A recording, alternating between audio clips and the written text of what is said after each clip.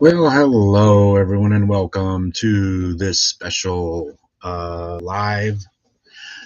This is Anthony Gamer for Classic Gamer 74. I really hope everyone is having themselves a great weekend. I'm really happy to be here. Okay, it's working.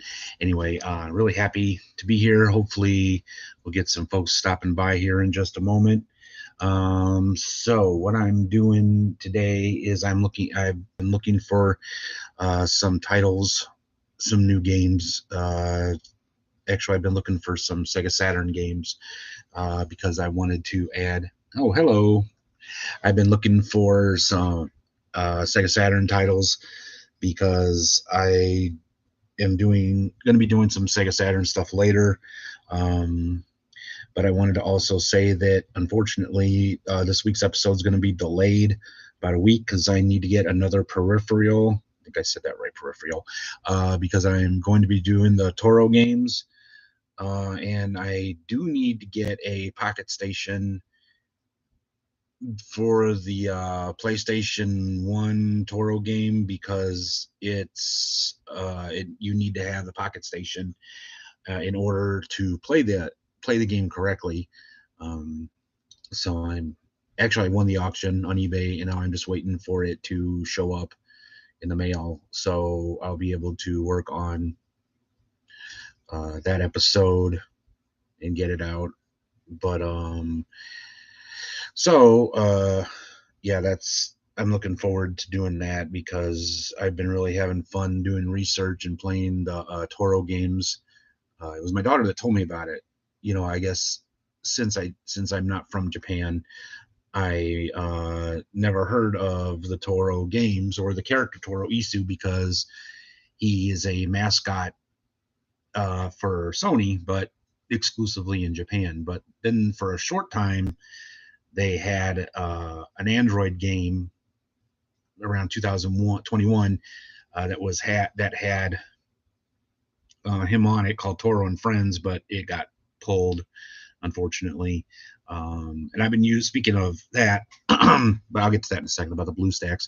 But unfortunately, I didn't get a chance to play that game. I downloaded it using the BlueStacks emulator because I've been using BlueStacks to try to get some Ouya games, and yeah, I would for anyone who missed the Ouya boat, which I did, and I think a lot of other people did. It's not really worth going to all the trouble that you and jumping through all the hoops you got to go through to play the Ouya games because most of them don't work anyway. Um, I haven't had much luck with any of those, so yeah, uh, I did get the one I did get to work was You Don't Know Jack, but it only has one episode, and then when you try to get more episodes, it says something about, well, you connect to the Ouya network, and then of course the Ouya network is gone. So if any of you watched that video that Lady Decade did about a month or so ago about Ouya, and you're like, "Ooh, I want to try it out," and it looks kind of neat. Maybe I missed something. You really didn't. So it's really not worth all the hoops you got to jump through with the firmware and all that stuff in order to be able to play the Ouya games. So yeah, like I said, it's not worth it. I mean, you could try it, but like I said, I wouldn't recommend buying a used Ouya like on eBay or something. Try the BlueStacks, which is, if you're not familiar with BlueStacks, it's Android emulation, but like I said, even then it's kind of hinky. That emulators just it's real hard to configure. I mean, most emulators, configuring an emulator should not be that hard, but it's just, yeah, it's just definitely not something I've enjoyed messing with. So I'm probably not going to have an Ouya episode on my channel because, yeah, you know. But anyway, like I said, I've been doing some research and working on the next unit because I'm still in the midst of the life simulation unit. But I've got some other ones coming up. One I want to do one on pinball games, definitely some shooter games.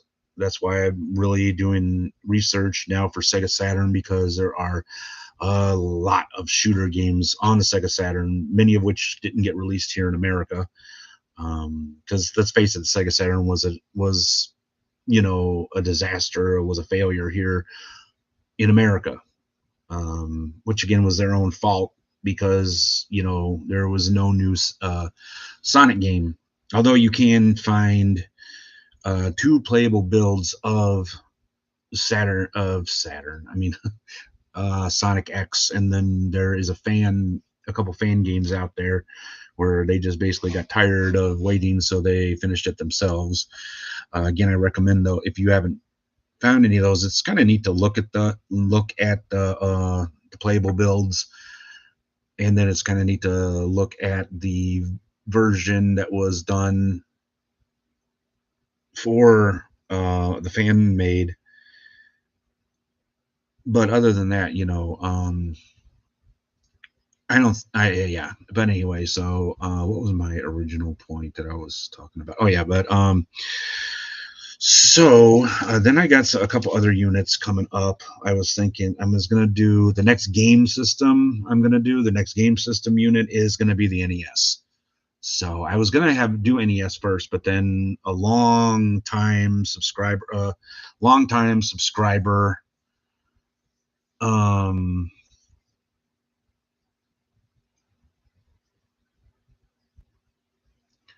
you heard of the video game pinball game that was also an RPG? It was an NES game. I didn't look enough to find one.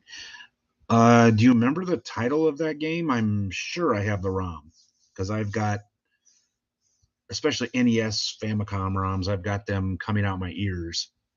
So I may actually have that. I have to just, if you give me the title, I can dig and find it. But like I said, I was going to do NES after I did the ColecoVision, but then, like I said, one of my very loyal viewers asked me about doing, as requested, I do. Which one did I just do? I tell you, my memory has not been doing so hot lately. I'm just looking right now through my stuff. It wasn't that one. No, it wasn't the NTEX. Emerson Arcadia. Yeah, the Vectrex. Yeah, I just did that short little unit on the Vectrex. And again, that was kind of neat. It was neat doing that, especially, the emulator that you use for the Vectrex is so nice because it's got that overlay already built in it, except for the very valuable game itself, the liquor store game, which, that was cool. But the Vectrex is a very underrated game system. Pinball Quest. All right, let me have a quick look here through my millions of files and see if I have it. Let's see. Yes, I do. I have. Oh yeah, 1990. And I have the Famicom version, so I have both. I have the Famicom and I have the Famicom and the NES version, so I definitely will check that out. Let me write this down before I forget. Quest NES. Yeah, because I have so many pinball games. A couple months ago, I did research, and I plan ahead. Yeah, it may not seem like it, but I actually do really plan ahead. And I was doing research. Hello, other person. I was doing research, and I found I found so many pinball games. I mean, when I was a kid, we had arcade pinball. The Sears version of video pinball for the 2600, and I just loved it. I know even by those days standards, that game was kind of simple, but boy, I just had so much fun. Never heard of it. Seems like a super cool idea. How they blend pinball RPG. Yeah, it does. It was a late release, kind of. It came out in 1990. Well, not really. No, I think late release for NES is considered 93 and stuff. But yeah, it was made by Jalico. I don't know if it got a wide release or not because I don't remember hearing about it. But there are just so many games for the NES and for the Famicom that we may not have, that a lot of us here in the West don't know about. And then there were some that got released late, and unless you happen to like go in a store and happen to see them, they didn't get a release. They didn't get a lot of commercials because let's face it, at that time, a lot of the game commercials for in Nintendo were for the Super NES games. So, but again, with so many, there were just so many games for the NES that there was bound to be some that slipped through the cracks, which is what I'm going to talk about in some of the NES episodes I got coming up, is that there were just so many really good games for the NES that there would be some that would kind of slip through the cracks and that wouldn't be known by the large audience. Because let's face it, I mean, you had games like Contra, and games like that, and then of course Legend of Zelda and the Mario games. But then when you had other third party game companies coming out with stuff, even though Nintendo did try to regulate it to a point, and they did, which again, as someone who grew up during the great video game crash, they may have stepped on a lot of toes, but they were doing what they thought was right to stop it from happening again. And even with all that, there were just so many games for the NES and the Famicom that there was just bound to be some, that that didn't get the publicity that they deserved. And again, if you didn't subscribe to Nintendo Power, which I did as a kid, I remember when my parents got me an NES. I think it was Christmas of 1988. I'm going to say that Christmas 1988, when my parents got us an NES. My mom did, as another gift, gave me and my brother a subscription to Nintendo Power magazine. And yeah, if you didn't read Nintendo Power magazine cover to cover every month, which we did religiously, I don't even think I read Playboy cover to cover as faithfully as I did Nintendo Power. And there were games that would get a little mention. Like, that's how I discovered Kabuki Quantum Fighter, which has got to be one of my all-time favorite NES games, even though I still haven't beat it 30 some years later, and I still haven't beat the game. And I probably never will, because even if you use Game Genie, you still have to have coordination to beat it, which I don't have. So,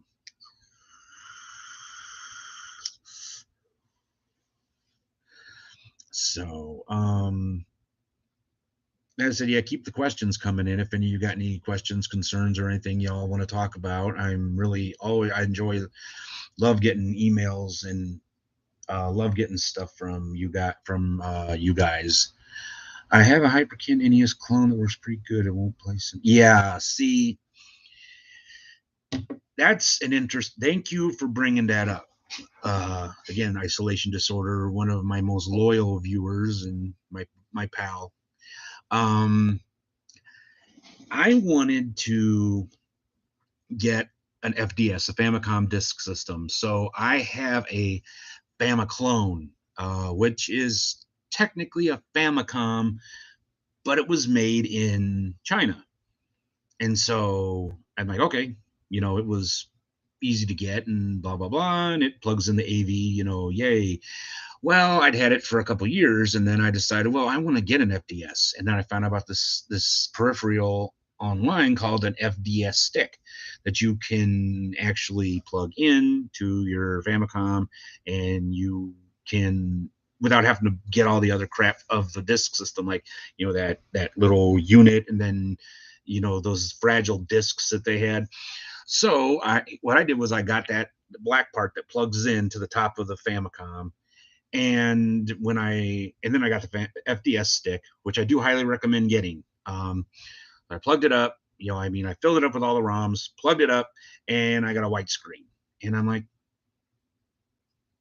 okay. And the worst part was I had bought that little black part like, months before. And I'm like, son of a gun, what do I do? Well, I went online and I thought maybe that was defective. So then I talked to a buddy that owns a store in a town close by here, and I was going to buy another one. And I said, well, I wanted to make sure. So I said, let me bring my Famicom in and plug that in and see, if it works first. And he did it, and I got the same white screen. So he's like, well, it's a Famiclone. Maybe you need to get an actual Famicom. So I'm like, okay, fine. So I went online. And once again, the people on Atari Age forums never fail me. So I was able to get a real actual Famicom from Japan. I mean, the controllers are actually, connected to it. I mean, you can't unplug them. They're connected on the back. So the real fun started, because then I have to figure out a way to tune my television to channel 96, which that took forever. So I finally did. I got the channel tuned to 96, plugged the thing in, put the thing in, it works. So yeah, now I have it. But again, I know we only got a couple people here, and people for some reason like to watch this afterwards. So for those of you that are here now, and then those that are going to watch it later, remember, Famiclones are nice. They're cheaper. They're easier to hook up. But if you want to add the FDS, the Famicom Disk System, to it, you got to get an actual Famicom. So speaking of which, my Famiclone, I'm going to put it up for sale. If any of you want it, I'll get it. I'll show it to you. Hold on. That's right here behind me. Okay.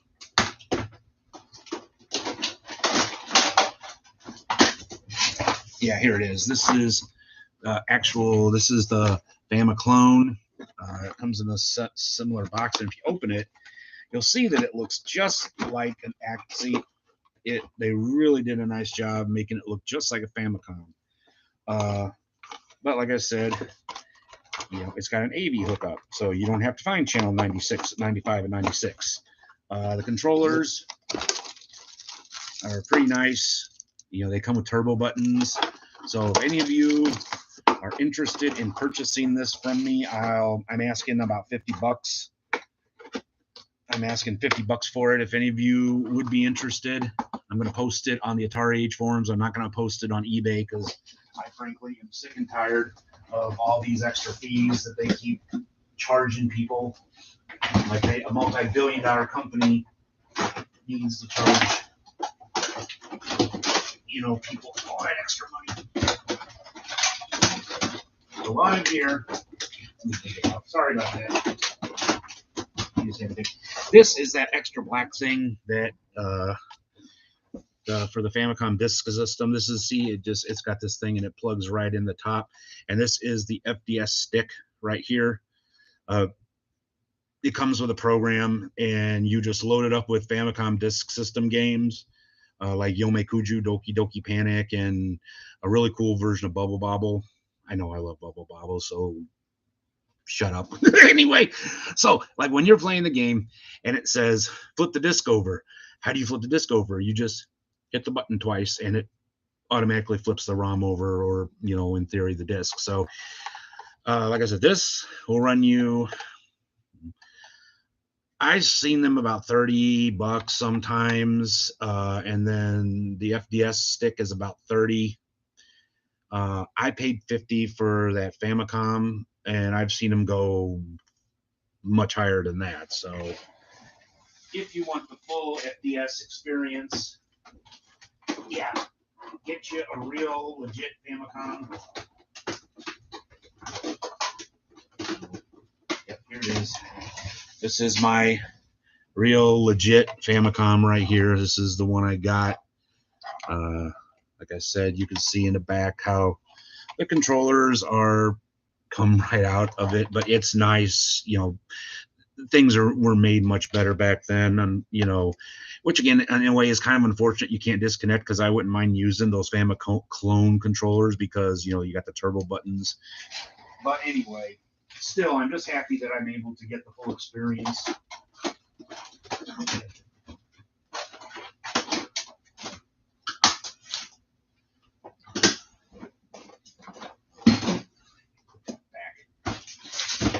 So anyway, I bought it didn't work on it didn't work on a friend's NES. Yeah, it's weird sometimes how that works because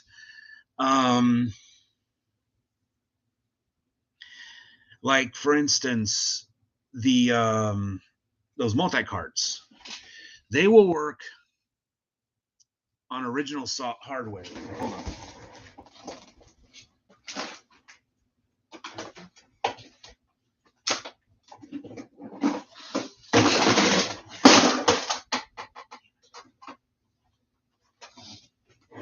Like, here's a multi-cart for the Super NES. I got this off AliExpress. It's got 121 games and one in it, and it works fine. I actually have a Super Famicom because, strangely enough, a Super Famicom was actually cheaper than a Super Nintendo. Explain that one, but anyway, so it works just fine.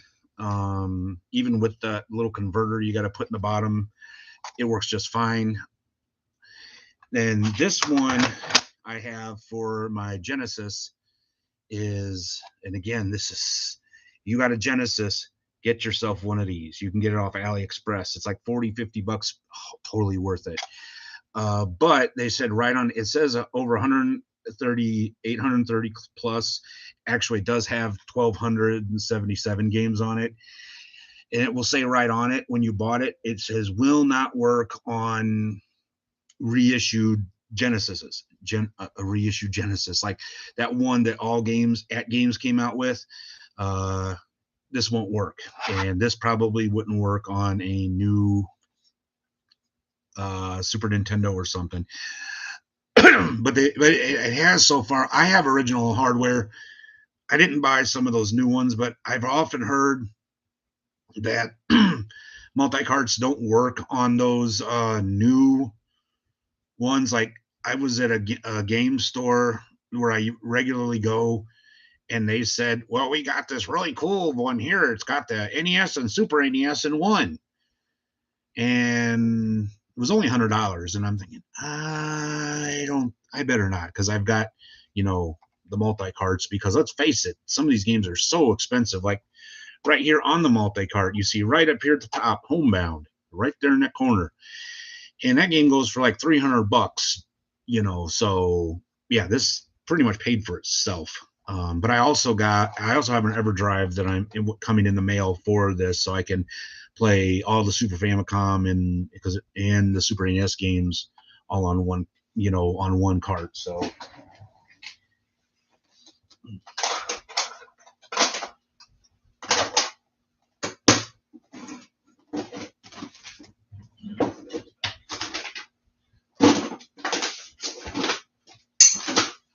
I would definitely, I've been thinking about one of the 2600 clones that look cool.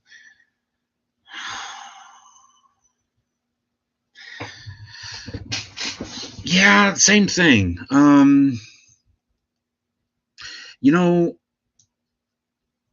It's weird because I had the At Games.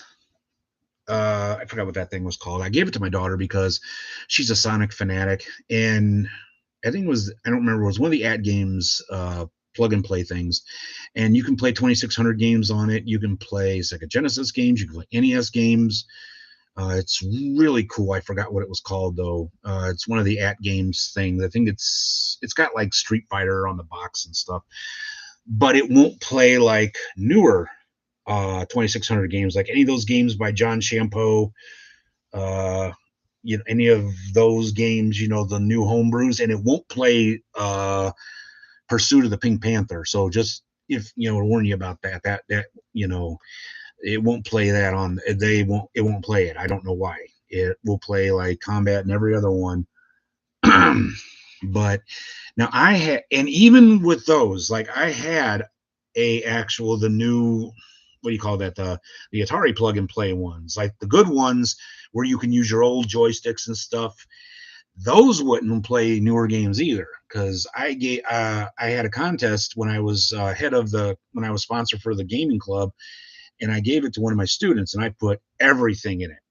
I got paddle controllers, I got the keyboard controllers, I got regular joystick. I just the kids controller. I threw everything in there, and every freaking game I had, and all that I could think of. And Pursuit of the Pink Panther wouldn't work on there. A couple other and some of the other ones too. The new like Mappy wouldn't work. Actually, I take that back. I think Mappy did work, but for some reason, Pursuit of the Pink Panther wouldn't work, and it does work on my. I have a cart of Pursuit of the Pink Panther, and then I also have the hacked ROM, so I put it on my Harmony cart, and it works on there. So I don't know. I would hate to say, you know, I would hate to say, yeah, that go for it, because actually, like I said, the one Atari one is nice because, like I said, it's got you can plug up all the controllers, and it's got a little slot on the back where you can plug in a SD card. Because, like I said, I did that for my one student, and he told me that he said he just became addicted. He was playing them 2,600 games, and he goes, "I never thought I'd become addicted, Mr. V, but I just loved them. I just started playing them, and he just kind of lost himself." But then I also made a big list too, a big PDF file with which joysticks went with which game, So, um, but anyway, so yeah, like I said, and also I've had some bad luck with some of those at games consoles. Like I bought two of the Sega Genesis, and I gave one to my daughter, and somewhere between our house and her house, she tried to use it, and it didn't work. So I don't know. Those things aren't really well made. Now, again, the best place, it had a cool control. Yeah, so many amazing 2,600 watts since I've seen a real console. Go to AtariAge.com. Join in the forums. You got some good, honest people in there. Yeah, go to Atari Age, and I always tell you this on the channel anyway, but it's because there's good people, honest people on there. Go to AtariAge.com. Go in the forums, join, go in the wanted section, and you'll find some good, honest people in there that'll make you a hell of a deal on a good working or a rebuilt 2,600. This one gentleman on there sold me a reworked 2,600 that he modded so that it can go through the AV slot. So, yeah, like I said, just go in there. Don't bother with eBay. You got some good, honest people in there in the forums that'll make you a good deal and take care of you. But yeah, I liked the 2,600 was just so amazing, and I wanted to try to get all of the controllers that they made for the 2,600. I did get the hoverboard. I got it. Let me get it. Hold on, I'll show you. Actually, never mind. I forgot that I put it in a bin, and I don't remember which bin. It's one of the ones that's hard to get to. But I got the hoverboard. Don't stand on it unless you're an elf, because yeah, they're my fat ass, and I'd break it, like it'd be like. So I sat, and I used my feet, and it's kind of neat when you're playing like that, Mogul Maniac, and you're kind of just, it's kind of neat. Way ahead of its time, of course, but I was trying. The one I wanted to get was the Foot Craze, but the cheapest I've seen that is like, I think, a couple $1,000s. I don't even know if that got it commercially. That may be a prototype that somebody just happened to get and sold. I don't think in that robot, that now I don't think that ever. I think there's the prototype, and that's about it. But yeah, there was some. I would actually like to have gotten that puff. I would like to get a copy of that puffer. If you don't know what the puffer is, go over to another buddy of mine that's on AtariProtos.com, and he talks about the Atari puffer, which was going to be an exercise bike. So yeah, that would have been another one I would have liked to get. But Yeah, I tried. There was just so much for the 2600. There were so many great games. I had those extra controllers. There just hasn't been a game system since. Well, Nintendo, they did try with, and I'll talk about that on the NES, that there was some stuff that they tried on that too, that they were, like the chair, and other, and I'll talk about that in this unit about some of the cool added on peripherals that they were going to have for the NES, but a lot of them either failed or, like, for instance, this guy right here. Like I said, this. Did any of you guys, and I know there's going to be people watching this later, did any of you guys ever actually try to use this with Gyromite or Stack Up? It was a royal pain. But it was kind of neat, but the novelty wore off like really, really quick. But yeah, so I actually still have Rob. Honestly, the people I bought him from said he doesn't work. Not that they worked really all that well anyway. But still, it was kind of neat to have a piece of gaming history. Now, when I was in high school, I had a working Rob with Gyromite, with Stack Up, with all the parts, and my high school girlfriend, when we split up, she kind of decided she would keep it along with my dignity. But that's a story for another day. So anyway, well, not a big turnout. I didn't really give a bunch of notice. Check out Atari. Yeah. Oh, hell yeah. Oh, God.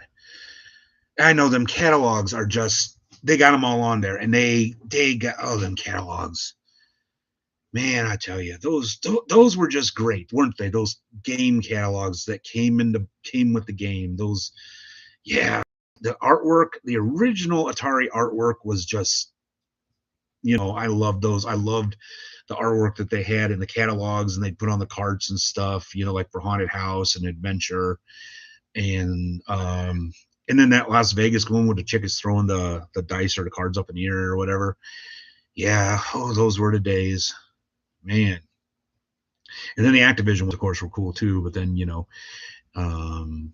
Haunted House. I love that game. I really did. I still do. What was I going to say? Dang it. I always get off on a tangent. But yeah, I was kind of hoping to have more people here. But, I kind of gave late notice, and I just kind of thought of this today. But it happens sometimes that, and there's going to be people watching this on the rebound.